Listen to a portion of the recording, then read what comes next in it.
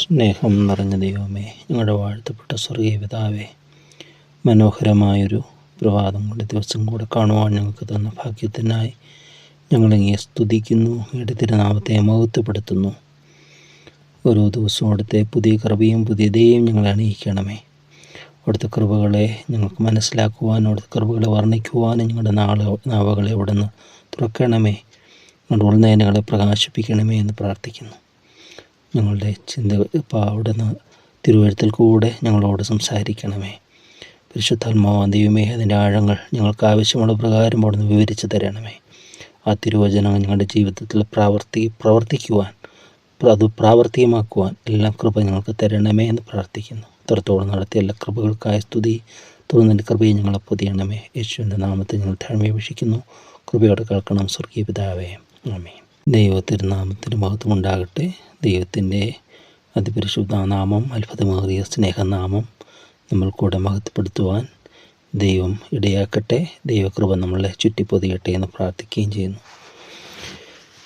107-ാം സങ്കീർത്തനത്തിൽ ദൈവത്തെ എന്തിനാണ് സ്തുതിക്കേണ്ടത് എന്ന് വിവരിക്കുന്ന ഓരോരോ പോർഷൻസ് നമ്മൾ ചിന്തിക്കുകയാണ്.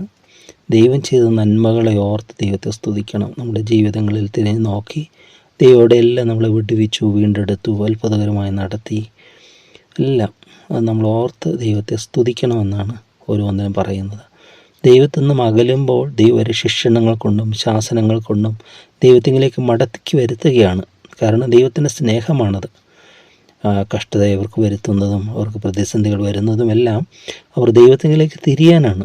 യഥാർത്ഥ സ്നേഹമാണെങ്കിൽ ദൈവത്തിലേക്ക് തിരിയും. എന്നാൽ മറുതലിക്കുന്നവരാണെങ്കിൽ കൂടുതൽ മറുതലിച്ചു കൊണ്ടേയിരിക്കും. ഒരേ സൂര്യപ്രകാശം തന്നെ അതൊരു ചെളിക്കുണ്ടിൽ ഒരു ചെളിയുടെ പുറത്ത് അടിയിക്കുമ്പോൾ അത് ഉണങ്ങി ഡ്രൈ ആയിട്ട് അത് വരണ്ടു പോവുകയാണ്, വിണ്ട് കീറുന്ന പ്രതലമായിട്ടത് മാറുകയാണ്. എന്നാൽ അതേസമയം അത് ഒരു വെളിച്ചെണ്ണയിൽ പുറത്തോ മെഴുകിൻ്റെ പുറത്തോ ഒക്കെ അടിക്കുമ്പോൾ അത് ഉരുകുകയാണ്. ഒരേ ചൂട് തന്നെയാണ്, പക്ഷെ ഡിഫറൻറ്റ് അതിൻ്റെ ഫലമെന്ന് പറയുന്നത് വ്യത്യസ്തമാണ്. അപ്പോൾ എന്ന് പറഞ്ഞാൽ നമ്മുടെ ഹൃദയം കഠിനമാക്കാതെ, നമ്മുടെ ഹൃദയം എളിമയോടെ ദൈവസന്നിധിയിലേക്ക് താഴ്ത്തി, മനസ്താവും ദൈവോടെ വസിക്കുന്ന അവൻ ഉന്നതനാണ്, ഉയർന്നിരിക്കുന്നവനാണ്, ശാശ്വതവാസിയാണ്, പരിശുദ്ധനെന്ന നാമമുള്ളവനുമാണ് അവിടുന്ന് അരുളി ചെയ്യുന്നതെന്ന് പറഞ്ഞ യശയ്യാപ്രവാചകന്റെ പുസ്തകം 57-ാമത്തെ അധ്യായത്തിൽ പറയുന്നുണ്ട്. യഹോവ ഇപ്രകാരം വിളിക്കുന്നു: ഞാൻ ഉന്നതനും പരിശുദ്ധനുമായി വസിക്കുന്നു. താഴ്മയുള്ളവരുടെ മനസ്സിനും മനസ്താപമുള്ളവരുടെ ഹൃദയത്തിനും ചൈതന്യം വരുത്തുവാൻ മനസ്താപവും മനോവിനയമുള്ളവരോടുകൂടെയും വസിക്കുന്നു. ഉന്നതനും പരിശുദ്ധനുമായ ദൈവം വസിക്കും. താഴ്മയുള്ളവരുടെ മനസ്സിനും മനസ്താപമുള്ളവരുടെ ഹൃദയത്തിനും ചൈതന്യം വരുത്തുവാൻ. മനസ്താപം, മനസ്സിന് ഒരു അനുതാപമുള്ള ഒരു ഹൃദയം. എവിടെയെങ്കിലും തെറ്റിപ്പോയാൽ അത് നമ്മൾ അനുദപിച്ച് കർത്താവെ ക്ഷമിക്കണമേ, അനുതാപത്തോടെ മടങ്ങി വരുവീനെന്നാണ് തിരുവചനം നമ്മളോട് സാക്ഷിക്കുന്നത്.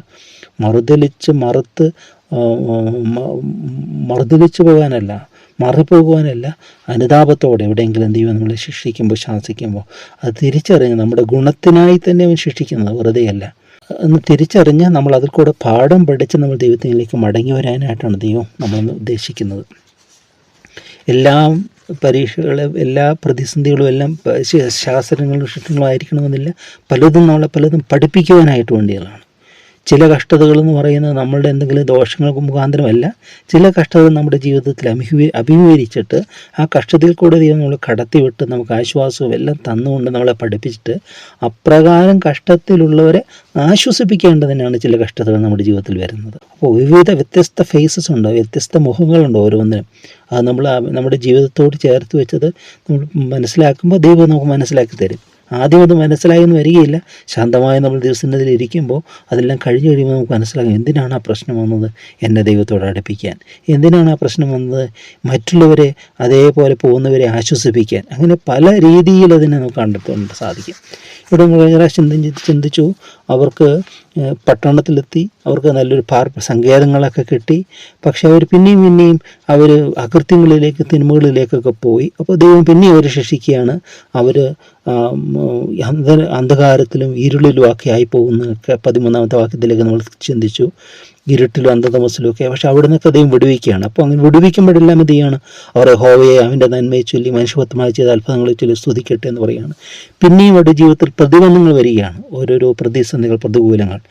അപ്പോൾ ദൈവം അവിടെ എന്ത് പറയുകയാണ്? അതിന് പ്രോമിസ് നമ്മൾ ഇന്നലെ കണ്ടു. ഞാൻ നിനക്ക് മുമ്പായി ചെന്ന് ദുർഘടങ്ങൾ നിരപ്പാക്കാം, താമ്രവാതിലുകൾ തീർക്കാം, ഇരുമ്പടാമിലെ ഖണ്ഡിച്ച് കളയാം. അപ്പോൾ ഓരോന്നിലും നമ്മൾ ഓരോ സംരംഭങ്ങൾ ഓരോന്നും നമ്മൾ തുടങ്ങുമ്പോഴും ദൈവത്തെ മുൻനിർത്തണം. ദൈവത്തെ മുന്നിൽ, കർത്താവേ നീ ഇതിന് മുന്നിൽ പോകണം, ഞാൻ ഈ കാര്യത്തിന് വേണ്ടി പോകുന്നു, നീ പ്രവർത്തിക്കണമേ, നീ മുന്നമേ പോകണമേ കർത്താവേ. അവിടെ നേരിടാവുന്ന പ്രതിസന്ധികളെയും പ്രതികൂലങ്ങളെയും അപ്പോൾ ആ ദൈവ ഇഷ്ടപ്രകാരം അതിനെ അവിടുന്ന് അനുകൂലമാക്കി തരണമേ, അത് മാറ്റിത്തരണമേ, അകറ്റി തരണമേ എന്ന് പ്രാർത്ഥനയോടെ ചെല്ലുമ്പോൾ നമുക്ക് ദൈവത്തിൻ്റെ അത്ഭുതങ്ങൾ കാണുവാനായിട്ട് സാധിക്കും, അസാധ്യങ്ങൾ സാധ്യമാകുന്ന കാണാനായിട്ട് സാധിക്കും.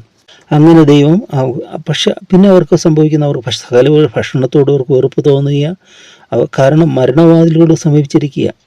ഈ മരണവാതിലെന്ന് പറയുന്നത് ഭയങ്കര ഒരു ഇതാണ്. അവിടെ ഒന്നിനും സഹായിക്കാൻ പറ്റുകയില്ല, പൊന്നിനോ വെള്ളിക്കോ ഒന്നും അവിടെ ഒന്നും വിലയില്ല. മരണവാതിലിൽ ഒരു വിലയില്ല, ഉച്ചിഷ്ടം പോലെ തോന്നും.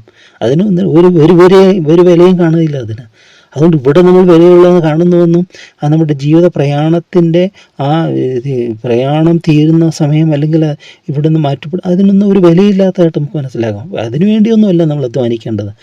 കർത്താവ് പറഞ്ഞു, നശിച്ചു പോകുന്ന ആഹാരത്തിന് വേണ്ടിയല്ല, നിലനിൽക്കുന്ന ആഹാരത്തിന് വേണ്ടി തന്നെ അധ്വാനിപ്പിക്കണം, അത് മനുഷ്യപുത്രന് നിങ്ങൾക്ക് തരും.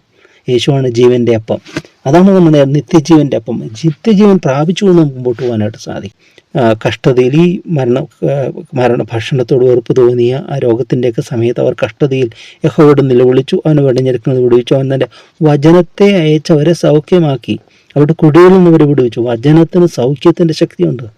അതാണ് പറയുന്നത്, നമ്മളത് എപ്പോഴും ധ്യാനിക്കണം, നമ്മൾ ഹൃദയസ്ഥമാക്കണം, നമ്മുടെ മനസ്സിൽ, നമ്മുടെ ഹൃദയത്തിൽ വെച്ചുകൊള്ളണമെന്ന് പറയുന്നത്. അത് ജീവനല്ലോ എന്നാണ് പറയുന്നത്, ജീവനാണത്, നമുക്ക് ദേഹത്തിന് സൗഖ്യമാണ്. ഈ സദൃശവാക്യത്തിലേക്ക് നമ്മൾ വരുമ്പോൾ 4-ാമത്തെ അധ്യായം 20, 21, 22 വാക്യം കാണുകയാണ്. മകനെ, എൻ്റെ വചനങ്ങൾക്ക് ശ്രദ്ധ തരിക, എൻ്റെ മൊഴികൾക്ക് നിൻ്റെ ചെവി ചായ്ക്കുക. അവൻ നിൻ്റെ ദൃഷ്ടിയിൽ നിന്ന് മാറിപ്പോകരുത്. നിൻ്റെ ഹൃദയത്തിന് നടുവിൽ അവയെ സൂക്ഷിച്ചു വെക്കുക. അവയെ കിട്ടുന്നവർക്ക് അവ ജീവനും അവരുടെ സർവ്വദേഹത്തിനും സൗഖ്യവുമാകുന്നു. സകല ജാഗ്രതയോടും നിന്റെ ഹൃദയത്തെ കാത്തുകൊള്ളുക, ജീവൻ്റെ ഉത്ഭവം അതിൽ നിന്നല്ലോ ആകുന്നത്. ഇവിടെ പറയുകയാണ്, നിന്റെ ഹൃദയത്തിന് നടുവിൽ സൂക്ഷിച്ച്, നിന്റെ ഹൃദയത്തിൽ നിക്ഷേപിക്കണം ദൈവത്തിൻ്റെ വചനം. അപ്പോൾ അതവർ സർവ്വദേഹത്തിന് സൗഖ്യമാണെന്നാണ് പറയുന്നത്, അത് ജീവനാണെന്നാണ് പറയുന്നത്. ഇപ്പോൾ കർത്താവ് പറയുന്നുണ്ട്, ഞാൻ നിങ്ങളോട് സംസാരിച്ച വചനങ്ങൾ ആത്മാവും ജീവനുമാകുന്നു, ആത്മാവും ജീവനുമാകുന്നതാണ് പറയുന്നത്. അപ്പോൾ ആത്മാവും ജീവനുമാകും ദൈവത്തിൻ്റെ വചനം നമ്മളിലുണ്ടെങ്കിൽ നമുക്ക് ജീവനാണ്, നമുക്ക് ബലമാണ്, നമുക്ക് ഒരു പ്രകാശമാണ്.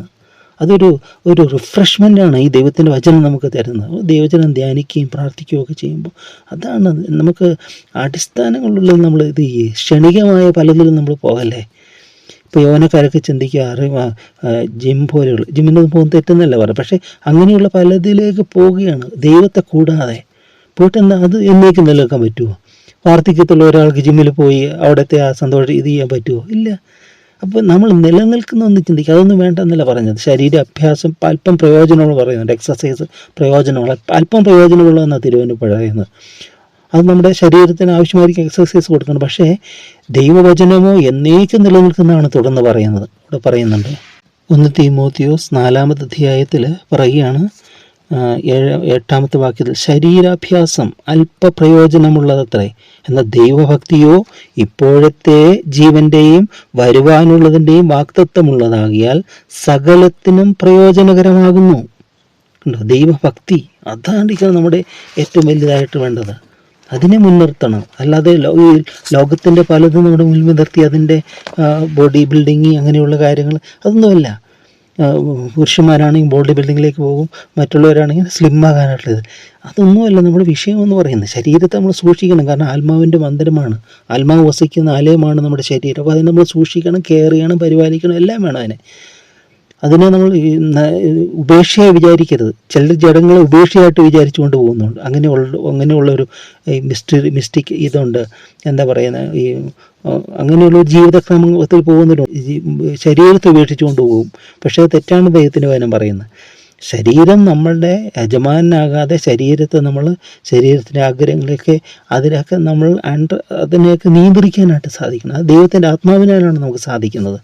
കഴിഞ്ഞ പ്രാവശ്യത്തിൽ അതിനോട് എക്സ്റ്റെൻഡ് ചെയ്യേണ്ടതാണ് 22-ാമത്തെ വാക്യം. അതിൽ 21 പറയാം, അവർ യഹോവയായിട്ട് നന്മയെ ചൊല്ലി മനുഷ്യപാത്രം ചെയ്ത അത്ഭുതങ്ങളെ ചൊല്ലി സ്തുതിക്കട്ടെ എന്ന് പറഞ്ഞിട്ട് ഒരു വാക്യം കൂടെ ആഡ് ചെയ്തിട്ടുണ്ട്. അത് 22 കൂടെ വരുമ്പോഴത് പൂർണ്ണമാകുന്നത്. അവർ സ്തോത്രയാഗങ്ങളെ കഴിക്കുകയും സംഗീതത്തോടുകൂടെ അവൻ്റെ പ്രവൃത്തികളെ വർണ്ണിക്കുകയും ചെയ്യട്ടെ. സ്തോത്രയാഗങ്ങളെ കഴിക്കുക, സംഗീതത്തോടെ അവൻ്റെ പ്രവർത്തികൾ വർണ്ണിക്കുക, പാട്ടുപാടുക, ഓർത്ത് ദൈവത്തെ സ്തുതിക്കുക, അത് വർണ്ണിക്കണം. സംഗീതത്തിലൊക്കെ ദൈവത്തെ വർണ്ണിക്കണം. പല പാട്ടുകൾ എടുത്ത് നോക്കിയാൽ നമ്മുടെ ജീവിതത്തോട് സാമ്യപ്പെടുന്ന പാട്ടുകളുണ്ട്, അനുഭവങ്ങളുള്ളത്. സങ്കീർത്തനങ്ങളാകട്ടെ, അതിനെക്കുറിച്ച് ബേസ് ചെയ്ത വചനത്തോടുകൂടി പാട്ടുകളാകട്ടെ, അത് നമ്മൾ പാടുമ്പോൾ നമ്മുടെ ജീവിത അനുഭവമാണല്ലോ എന്ന് തോന്നും. അത് അങ്ങനെയുള്ള പാട്ടുകൾ പാടി ദൈവത്തെ വർണ്ണിക്കണം, ദൈവത്തെ ആരാധിക്കണമെന്നാണ് പറയുന്നത്. ഇനി അടുത്ത പോർഷൻ തുടങ്ങുകയാണ്. 23 മുതലുള്ള വാക്യങ്ങളാണ്. കപ്പൽ കയറി സമുദ്രത്തിലോടിയോർ പെരുവെള്ളങ്ങളിൽ വ്യാപാരം ചെയ്തു. അവർ യഹോവയുടെ പ്രവർത്തികളെയും ആഴിയിലെ അത്ഭുതങ്ങളെയും കണ്ടു. അവൻ കൽപ്പിച്ചു, കൊടുങ്കാറ്റടിപ്പിച്ചു, അതതിലെ തിരകളെ പൊങ്ങുമാറാക്കി. അവർ ആകാശത്തിലേക്ക് ഉയർന്നു, വീണ്ടും ആഴത്തിലേക്ക് താണുന്നു. അവരുടെ പ്രാണൻ കഷ്ടത്താൽ ഉരുകിപ്പോയി. അവർ മത്തനെ പോലെ തുള്ളി ചാഞ്ചാടി നടന്നു. അവരുടെ ബുദ്ധി പോയിരുന്നു. അവർ തങ്ങൾ കഷ്ടതയിലെ യഹോവയോട് നിലവിളിച്ചു. അവൻ അവരവരുടെ ഞെരുക്കങ്ങളിൽ നിന്ന് വിടുവിച്ചു. അവൻ കൊടുങ്കാറ്റിനെ ശാന്തമാക്കി, തിരമാലകൾ അടങ്ങി. ശാന്തത വന്നതുകൊണ്ട് അവർ സന്തോഷിച്ചു. അവർ ആഗ്രഹിച്ച തുറമുഖത്ത് അവൻ അവരെ എത്തിച്ചു. അവർ യഹോവയുടെ നന്മയെ ചൊല്ലിയും മനുഷ്യപുത്രന്മാർ ചെയ്ത അത്ഭുതങ്ങളെ ചൊല്ലിയും സ്തുതിക്കട്ടെ. അവർ ജനത്തിൻ്റെ സഭയിൽ അവനെ പുകഴ്ത്തുകയും മൂപ്പന്മാരുടെ സംഘത്തിൽ അവനെ സ്തുതിക്കുകയും ചെയ്യട്ടെ. 32 അത് പൂർണ്ണമാകുന്നത് നമ്മൾ കാണുന്നു. ഇവിടെ പറയുകയാണ്, കപ്പൽ കയറി സമുദ്രത്തിലോടിയവർ. എന്തിനാണ് കപ്പൽ കയറി സമുദ്രത്തിൽ? പഴയ നിയമങ്ങളൊക്കെ നമ്മൾ വായിച്ചാൽ ഈ സമ്പത്തുണ്ടാക്കുവാനായിട്ടാണ് കപ്പൽ യാത്ര ചെയ്തുകൊണ്ടിരുന്നത്. ഓഫീറിന് പോയാൽ പൊന്ന് കിട്ടും, തങ്കം കൊണ്ടുവരും. അങ്ങനെ കപ്പലിൽ പോകുന്നവർ സമ്പത്തുണ്ടാക്കാൻ വേണ്ടിയാണ് പോകുന്നതെന്ന് പറയുന്നത്. വെളിപ്പാട് പുസ്തകത്തിലേക്ക് വരുമ്പോഴത്തേക്ക് അവിടെ ഈ സമുദ്രത്തിലെ സമ്പത്ത് കൊണ്ട് സമ്പന്നരായവർ എന്ന് പറയുന്നുണ്ട്. അത് ഭയങ്കര ഒരു ട്രേഡ് വേ ആണ് ഈ സമുദ്രം എന്ന് പറയുന്നത്. കപ്പൽ, നമ്മൾ ഇന്നത്തെ ഈ ഓൺലൈനിൽ ഇതൊക്കെ നമ്മൾ കണ്ടില്ല, ഷിപ്ഡ് എന്നാണ് പറയുന്നത്. ഷിപ്പഡ്, നിങ്ങളുടേത് കയറ്റി അയച്ചിട്ടുണ്ട്, ഷിപ്ഡ്. വെളിപ്പാട് പുസ്തകം 18-ാമത്തെ അധ്യായത്തിൽ അവിടെ പറയാണ്, 18-ാമത്തെ, ദൂരത്ത് നമ്മളുടെ ദഹനത്തിൻ്റെ പോകൊണ്ട് മഹാനഗരത്തോട് തുല്യമായ നഗരം ഏതെന്ന് നിലവിളിച്ച് പറഞ്ഞു. അവർ തലയിൽ പൊഴി വാരിയിട്ടും കൊണ്ട്, അയ്യോ അയ്യോ, കടലിൽ കപ്പലുള്ളവർക്കെല്ലാം തൻ്റെ ഐശ്വര്യത്താൽ സമ്പത്ത് വർദ്ധിപ്പിച്ച മഹാനഗരം 1 മണിക്കൂർ കൊണ്ട് നശിച്ചു പോയല്ലോ എന്ന് പറഞ്ഞ് കരഞ്ഞും ദുഃഖിച്ചും കൊണ്ട് നിലവിളിച്ചു. അപ്പോൾ അവിടെ പറയാണ്, കടലിൽ കപ്പലുള്ളവർക്കെല്ലാം തൻ്റെ ഐശ്വര്യത്താൽ സമ്പത്ത് വർദ്ധിപ്പിച്ച മഹാനഗരം. അത് ഈ ആൻറ്റിപ്പേഷൻ, അതായത് എതിരെ വരുന്ന ഇതിനെക്കുറിച്ചാണ് പറയുന്നത്. അതിൻ്റെ വിശദമായതുണ്ട്, ഞാൻ തൊട്ട് പോയെന്നേ മാത്രമേ ഉള്ളൂ അവിടെ. അപ്പോൾ സമുദ്രത്തിലേക്ക് പോകുന്നവർ സമ്പത്ത് ഉണ്ടാക്കാൻ, പക്ഷേ ഈ ദൈവത്തെ വിട്ടിട്ട് അത് പോകുമ്പോൾ യോനപ്രവാൻ പോകുന്നുണ്ട്, അനുസരണക്കേട് കാണിച്ചിട്ട് തർശീശിലേക്ക് ഓടിപ്പോകുന്നുണ്ട്. അപ്പോഴും ദൈവം എന്ത് ചെയ്യാണ്? അവിടെ കൊടുങ്കാറ്റ് വരുത്തുകയാണ്. അപ്പോൾ ദൈവത്തിൻ്റെ ശിക്ഷണങ്ങളാണത്. അവർ കൽപ്പിച്ചു ആഴിയിൽ യഹോവയുടെ വെള്ളങ്ങളിൽ വ്യാപാരം ചെയ്തവർ അവർ യഹോവയുടെ പ്രവൃത്തികളും ആഴിയിലും അത്ഭുതങ്ങളും കണ്ടു. ഒരു റഷ്യൻ പഴഞ്ചൊല്ലുണ്ട്, കടലിൽ പോകാത്തവർ ഇതുവരെ കരഞ്ഞ് പ്രാർത്ഥിച്ച് കാണത്തില്ല എന്നൊരു പഴഞ്ചൊല്ലാതെ. കാരണം അത്രമാത്രം പ്രതിസന്ധികളാണ് അവിടെ ഉള്ളത് കടലിലൊക്കെ, ആ കൊടുങ്കാറ്റിൽ. ഇന്ന് നൂതന സാങ്കേതിക വിദ്യകളൊക്കെ വന്നതുകൊണ്ടൊക്കെ അതിനെയൊക്കെ തരണം ചെയ്യാൻ ഒരു കഴിവ് പറ്റും. പക്ഷേ പ്രകൃതിയുടെ ക്ഷോഭം എന്നാൽ ആർക്ക് പിടിച്ചു കിട്ടാൻ പറ്റും? അപ്പം അങ്ങനെ വലയുന്നവരൊക്കെ ഉണ്ട്. അപ്പോൾ മറ്റൊരു ചൊല്ലുണ്ട്, അതായത് തീരത്ത് വന്ന് നങ്കൂരം ഇടുമ്പോൾ കേൾക്കുന്ന ചങ്ങലകൾ, അല്ലെ, നങ്കൂരം ഇടുമ്പോൾ വലിയ ചങ്ങലകളൊക്കെ ആണല്ലോ. അപ്പം അതിൻ്റെ ഒരു ശബ്ദമുണ്ട്. അത്രത്തോളം മധുര സംഗീതം വേറെ ഒന്നിനുമില്ലെന്ന്. കാരണം ഒരു തീരത്തോട് അടുക്കുക എന്ന് പറയുമ്പോൾ അത്ര ഇതാണ്, ശാന്തതയാണ്. അപ്പോൾ ഇവിടെ നമ്മൾ ഇതിൻ്റെ കൺക്ലൂഷനിലേക്ക് വരെ ഇത്രയും നമുക്ക് ചിന്തിക്കാം. അതായത് ദൈവത്തെ വിട്ട് നമ്മൾ ഒരിക്കലും പോകരുത്, ദൈവമായിരിക്കണം. പാട്ടുകാരന്മാരുടെ എൻ്റെ സമ്പത്തൊന്നു ചെല്ലുവാൻ യേശു മാത്രം, അല്ലേ. മറ്റൊക്കെ ദൈവം നമ്മളോട് നമുക്ക് ആവശ്യമുള്ള ദൈവം തരും. നമ്മളെ ഏൽപ്പിച്ചതായ ദൗത്യങ്ങൾ ഭംഗിയായി ചെയ്യുക, അതൊക്കെയും ദൈവം നമുക്ക് തരുമെന്നാണ് പറയുന്നത്. സമ്പത്തോ വല്ലോ അതെല്ലാം ദൈവത്തിൻ്റെ ദാനമായിട്ട് ദൈവം നമുക്ക് തരും. പക്ഷെ അതൊന്നുമല്ല, നമ്മുടെ ലക്ഷ്യം ദൈവമായിരിക്കും, ദൈവത്തിലായ ആശ്രയം. സ്നേഹം നിറഞ്ഞ ദൈവമേ, അപ്പോൾ ഞങ്ങൾക്ക് ലഭിക്കുന്ന സുഖസൗകര്യങ്ങൾ, ഞങ്ങൾക്ക് ലഭിക്കുന്ന അനുഭവങ്ങൾ ഒന്നും അതിൽ തന്നെ അത് ഞങ്ങൾ നിന്നെ വിട്ടുകൂടി പോകാൻ, നിന്നെ നകലുവാൻ ഇടയാകരുതേ അപ്പാ. എപ്പോഴും നിന്നോട് ചേർന്ന് നിൽപ്പാൻ കൃപ തരണമേ. ഞങ്ങളുടെ ജീവിതത്തിൽ ഞങ്ങൾ നിന്ന് അകലുമ്പോൾ, ഞങ്ങളുടെ ജീവിതത്തിൽ കഷ്ടതകളും പ്രയാസങ്ങളും വരുമ്പോൾ നിൻ്റെ ശബ്ദമാണെന്ന് തിരിച്ചറിഞ്ഞിലേക്ക് മടങ്ങി വരുവാൻ കൃപ തന്നിരിക്കുന്ന എല്ലാ അനുഭവങ്ങൾക്കായി ഞങ്ങൾ അങ്ങേ സ്തുതിക്കുന്നു. തുടർന്ന് ഞങ്ങൾ വഴി നടത്തുവാൻ അവിടുന്ന് ശക്തനായിരിക്കുക. സ്തോത്രം കർത്താവേ. ഞങ്ങൾക്ക് ആവശ്യമായ എല്ലാ കൃപകളും പകരണമേ. ഞങ്ങൾക്ക് കൊടുത്തിട്ട് നാമകത്തപ്പെടുത്തണമേ. പിതാവിൻ്റെയും പുത്രൻ്റെയും പരിശുദ്ധാത്മാവിന്റെ നാമം മഹിമപ്പെടുവാനായിട്ട് തന്നെ. ആമേൻ, ആമേൻ, ആമേൻ. നിന്നുടെ നന്മകൾ നാൾതോറും ധ്യാനിക്കുമേ പ്രാണപ്രിയ.